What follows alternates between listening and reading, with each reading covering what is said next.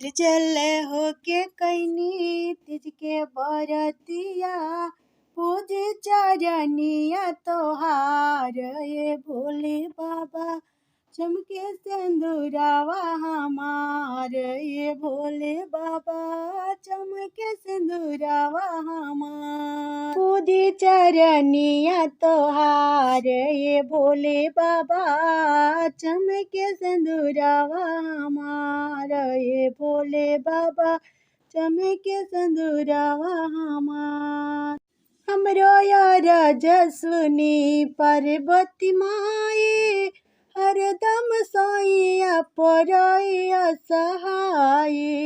हमरो यार जसुनी पार्वती माई असैया परैया तू हरदम सहाय जन्म जनम रही हम हवतिया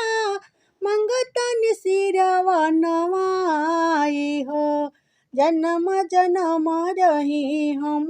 हवतिया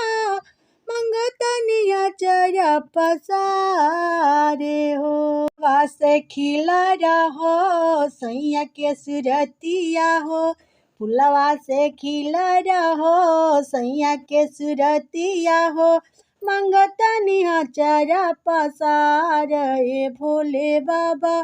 चमके सिंदूरावा हमार ये गौरा मैया चमके सिंदूरावा हमार ये गौरा मैया हमारा सिंदूरा हमार ये गौरा मैन पात परोया सुन लगवनी हो नौनी रहेला परसाद हो चंदन रोरी फूला गैया के दूधावा हो दीपवा जलौनी असरा लगाई हो चढ़ा के मांगे हम हो मांगा नावा हो अचल कर सिंदूरा सुहाग ये भोले बाबा चमके सिंदूरावा हमार रोरी गुलाल यौरी बेल के पतैया हो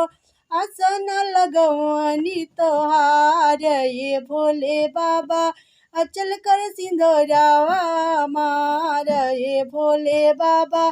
चमको सिंदूरावा हमार ये गौरा मैया दई धन शुभ आशीर्वाद ये गौरा मैया मंगतनिया चरा पसार।